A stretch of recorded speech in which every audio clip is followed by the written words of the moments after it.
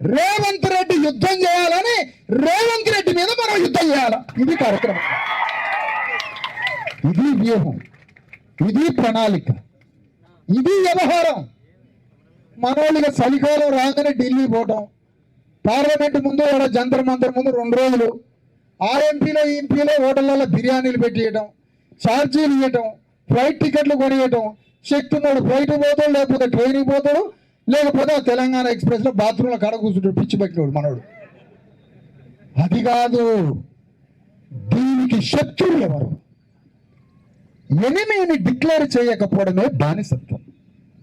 బానిసత్వానికి స్వధర్మం తెలియదు, బానిసకి కళ్ళు కనపడవు, బానిసకి మనోనేత్రం తెలియదు. కాబట్టి మన బానిసలంతా శత్రువును గుర్తుపట్టట్లే, శత్రువు ఎవరో చూడట్లే. ఒక పద్మశాలి బిడ్డ 2000 సంవత్సరాల నుంచి బట్ట నేసి నేసి నేసి, భూమి లేదు, తిండి లేదు, బట్ట నేసి అగ్రకులాలకి ఒప్పజెప్పే ఒక పద్మశాలిలకి ఇండస్ట్రియలైజేషన్ వచ్చిన తర్వాత బట్ట పోయినాక ఆ పద్మశాలి బిడ్డ వృత్తి చేసుకునే వృత్తి సర్వనాశనం అయిపోయి కాలిపోయింది. పద్మశాలికి భూమి లేదు, పద్మశాలికి ఆస్తి లేదు, వృత్తి చక్రం కాలిపోయింది.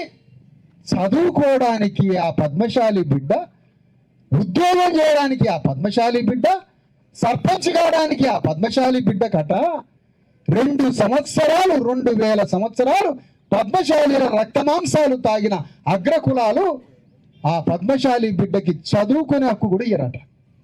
ఏ దుర్మార్గం ఇది? ఇది దేశమా వల్లకాడా? ఇది దేశమా వల్లకాడా? తెలంగాణ గడ్డ మీద 12,500 గ్రామాలని బీసీఎస్ ఎస్టీలు తమ రక్త మాంసాలని ధారపోసి 12,000 గ్రామాలని కట్టినావు, రక్తాన్ని ధారపోసినావు, కోట్ల ఎకరాల భూమిని పండించి పంటలు పండించినావు, ఫ్యాక్టరీలలో పనిచేసినావు, రోడ్లు వేసినావు, సర్వ సంపదలు సృష్టించి మీకోసం మరణిస్తుంటే మా బిడ్డల్ని చదివించే హక్కు 42% ఇవ్వనప్పుడు వీడిని మనిషి అంటాడా? ఎవడన్నా ముఖ్యమంత్రిని, ప్రధానమంత్రిని? మానవ పుట్టుకంటారా?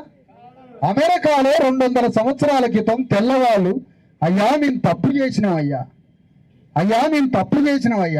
ఇక నుంచి విద్యలో, ఉద్యోగాల్లో, రాజకీయంలో, సినిమా ఫీల్డ్లో, వ్యాపారంలో 40% రిజర్వేషన్లు, 40% వాటా నల్ల వాళ్ళకి ఇస్తామని క్షమాపణ చెప్పారు అక్కడ తెల్లవాడు. వాడిని మొక్కాలనా, వాడికి దండం పెట్టాలనా? ఏది మనం ఎవరిని మొక్కుదాం? ఒక అగ్రకులం పేరు చెప్పండి, ఒక పేరు చెప్పండి. ఎవరిని మొక్కాల? మొక్కడానికి ఎవరైనా ఉన్నారా? హృదయ పరివర్తన మనది. మన మనస్తత్వం ఒక హ్యాబిట్యుయేట్ మైండ్తో ఒక అలవాటు పడ్డది. ఇక్కడ అగ్రకుల మనస్తత్వం ట్రాన్స్ఫార్మ్కి వీలు కానీ, పరివర్తనకి వీలు కానీ, భయంకరమైనటువంటి క్రూర హింస, దోపిడీలతో కూడిన, వివక్షతతో కూడిన స్వాభావిక లక్షణాలతో 1000 సంవత్సరాలుగా ఒక్క భారతదేశంలోనే అగ్రకుల దోపిడీ సాగుతుంది. ప్రపంచమంతా మారుతుంది. ఎంత దుర్మార్గం! ఇంకా నా తల్లిని 9 నెలల నా బీసీ తల్లిని తీసుకుపోయి, ఏమే రావేమే, చేలో నాటేయడానికి, పొలంలో నాటేయడానికి రావేమే, మీ దోషాన్ని మేము ఎప్పుడైనా ఏమి అన్నామో?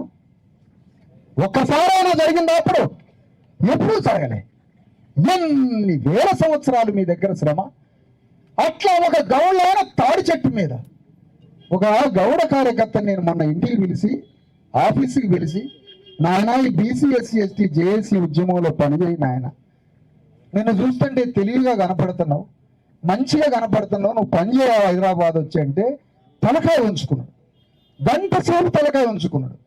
ఇంత మంచివాడు ఇట్లా రెస్పాండ్ అవుతుంది ఏంటి అని అడిగితే, ఏం లేదు నాన్న, మా నాన్న తాడి చెట్టు మీద పడి 6 సంవత్సరాల నుంచి 2 కాళ్ళు ఇరిగి మంచం మీద పడ్డాడు. పొద్దున లేస్తే రాత్రి దాకా ఆయనకి సేవ చేయాలి, నేను వచ్చి ఎట్లా ఉద్యమం చేయను అన్నాడు. వాడికి 42% రిజర్వేషన్లు ఇయ్యదట రేవంత్ రెడ్డి ప్రధానమంత్రి. ఎన్ని కులాలను ఇట్లా, ఎన్ని కులాలు చచ్చిపోవాలా? ఆధునిక ఇండస్ట్రియలైజేషన్ వచ్చి కుల వృత్తులు ధ్వంసం అయిపోయాయి. భూమికి మాకు హక్కు లేకపోయాయి, పైసల మీద హక్కు లేకపోయాయి, భూమి లేదు, సంపద లేదు, ఇండస్ట్రీస్ వచ్చి వృత్తులు పైన చదువుకుందామంటే ఉద్యోగం చేద్దామంటే 42% రిజర్వేషన్ ఇయ్యడాట వీడు. ఏమిటిదంతా? అందుకనే ఇక్కడ ప్రశ్నకి ఎక్కడ సమాధానం ఉందంటే, నీవు బాగుపడే నీ విముక్తి కోసం తెలంగాణ ఉద్యమం వచ్చింది అనుకున్నావు. తెలంగాణ వస్తే నా సమస్త కన్నీళ్లు పోతాయి అనుకున్నావు. కానీ పోలే. ఎందుకో తెలుసా? తెలంగాణ ఉద్యమానికి మన విముక్తికి ఎటువంటి సంబంధం లేదు. తెలంగాణ రాష్ట్రానికి మన విముక్తికి ఎటువంటి సంబంధం లేదు. వాళ్ళు రాజ్యాన్ని తెచ్చుకోవడానికి తెలంగాణని సాధించి రాజ్యానికి వచ్చారు. వచ్చిన రాజ్యంలో ఈ రోజు మన వాటా ఎందుకు లేదు? తెలంగాణ వచ్చినప్పుడు తెలంగాణ రాష్ట్ర సాధన పోరాటంలో సంపదలో మీకు మీ జనాభా ఎంతనో మీ జనాభాకి తగ్గట్టుగా మీకు వాటా ఇస్తామని తెలంగాణ ఉద్యమం ఎందుకు వాగ్దానం చేయలేదు అని అడుగుతున్నా. ఈ వాగ్దానం తెలియకుండా నేను తెలంగాణ ఉద్యమంలో పాల్గొన్నావంటే నువ్వు బానిసలు కాదా? తెలంగాణలో ఎంత భూమి ఉందో అంత భూమిలో బీసీ ఎస్సీ ఎస్టీల జనాభాకి తగ్గట్టుగా భూమిని పంచుతామంటే మనకు వాగ్దానం ఉందా? లేదు. ఏ వాగ్దానం లేకపోయినా మాకు తెలంగాణ వస్తే చాలు అన్నావు. మాకు తెలంగాణ వస్తే చాలు అన్నావు. మరి నేను అంటున్నా, ఆ రోజు కాంగ్రెస్ పార్టీ మన్మోహన్ సింగ్, సోనియా గాంధీ, కేసీఆర్ని ఈ తెలంగాణ కోసం పోరాడే జానారెడ్డిని వాళ్ళిద్దరిని పిలిచి నేను తెలంగాణ ఇస్తే గానీ ఆ తెలంగాణ రాష్ట్రంలో వెలమారెడ్లు ఎప్పుడు నాయకత్వం వహించొద్దు అని సోనియా గాంధీ, మన్మోహన్ సింగ్ చెప్పినట్టయితే వీళ్ళిద్దరు తెలంగాణ ఒప్పుకునేటోళ్ళ? మరి నీకెందుకు తెలంగాణ? మరి నీకు రాజ్యం లేకపోయినా తెలంగాణ కావాలా? వానికి రాజ్యం లేకపోతే తెలంగాణ వద్దు.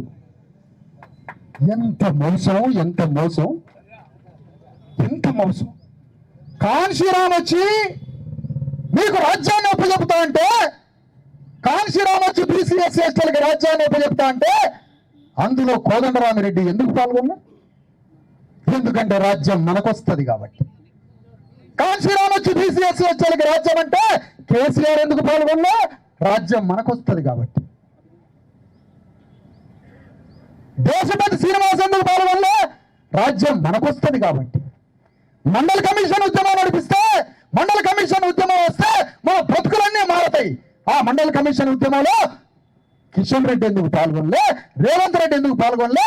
కేసీఆర్ ఎందుకు పాల్గొనలే? ఇప్పుడు కనిపిస్తున్న తెలంగాణ ఉద్యమకారులు ఎవరు ఎందుకు పాల్గొనలే? ఎంత ఘోరం, ఎంత ఘోరం, ఎంత మోసం. స్వధర్మం తెలియవద్దు. పీపుల్స్ వారు మావోయిస్టు పార్టీ ఉన్నట జ్యోతిరావు ఫూలే పుస్తకం, అంబేద్కర్ పుస్తకం పట్టుకొని తిరిగిండట ఒక కార్యకర్త పీపుల్స్ వారిలో. వాడిని 6 ఏళ్ళు సస్పెండ్ చేసిండట. కులాలు తీయొద్దు, ఇక్కడ పీపుల్స్ వార్ పార్టీలో కులాలు తీయొద్దు అన్నాడు. ఒకవేళ ఆ 2 పుస్తకాలు ఆ పీపుల్స్ వారిలో మావాడే చదువుకున్నట్టయితే ఆ పీపుల్స్ వారికి నిప్పు పెట్టి బయటకు వచ్చి జ్యోతిరావు ఫూలే అయ్యేటోడు. చూసారా? అందుకని ఇప్పుడు మనం ఏం చేయాలి? మన ధర్మం ఏంటి? మన స్వధర్మం ఏంటి? తెలంగాణ గడ్డ మీద మనం చేయాల్సిన పని ఏంటి?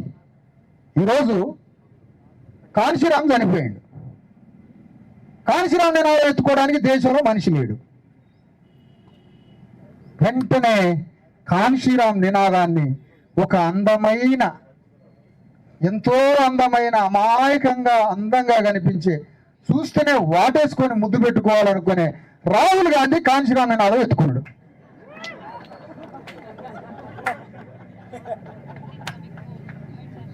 ఆ నినాదం ఎత్తుకొని ఆ నినాదంతో బీజేపీని పొడిచి చంపాలని తిరుగుతా ఉన్నాడు. కానీ ఆ కాన్షీరామ్ కత్తిని ఎక్కడ వాడుతున్నాడు, ఎవరిని పొడుస్తున్నాడో ఇంతవరకు కనపడలేదు. కనపడకపోగా ఇప్పుడు ఆయనకి నచ్చినా మెచ్చినా, నచ్చకపోయినా నచ్చినా, నచ్చినా మెచ్చినా, నచ్చకపోయినా నచ్చినా 100కి 4% లేని రేవంత్ రెడ్డిని ముఖ్యమంత్రి పీఠం మీద కూర్చోబెట్టి రాష్ట్ర ప్రభుత్వాన్ని రెడ్ల చేతులు పెట్టాడు రాహుల్ గాంధీ. నువ్వెట్లా భారత రాజ్యాంగ కులగణన ఆధారంగా పరిపాలించే వ్యక్తి నువ్వు ఎట్లయితావు? ఏ విధంగా అవుతావు? కులగణన అంటే ఏంటో తెలుసా? కులగణం అంటే ఏంటో తెలుసా? కన్న తల్లి బిడ్డలు కోల్పోయిన బిడ్డలు ఎక్కడెక్కడ ఉన్నారో తన బిడ్డలని కన్న తల్లి తన బిడ్డలు ఎక్కడెక్కడ ఉన్నారో తెలుసుకొని తన ఒడికి చేర్చుకోవడమే కులగణన.